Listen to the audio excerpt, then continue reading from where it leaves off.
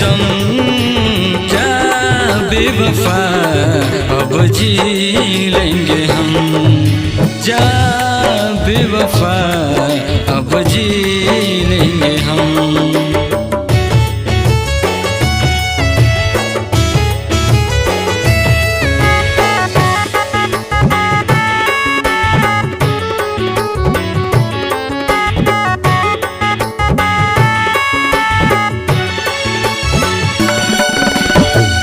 हमने तो सिर्फ रब से तुमको ही मांगा था, तुम मिल जाए मुझको बस यही चाहत था।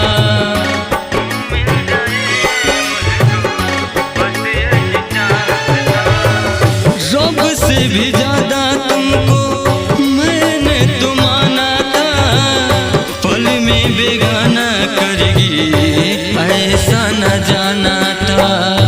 दिल का सुकून सब ले गई सनम, जा बेवफा अब जी लेंगे हम, जा बेवफा अब जी लेंगे हम।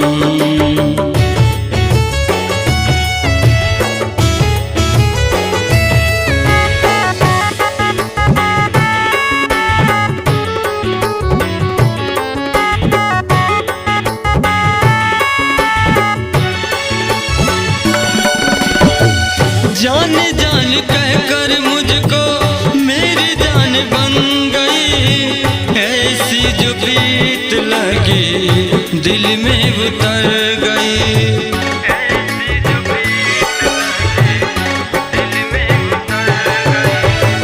दिल में मेरा घर बना के ऐसा क्यों कर गई, मुझको बेजान करके खुद क्यों संवर गई।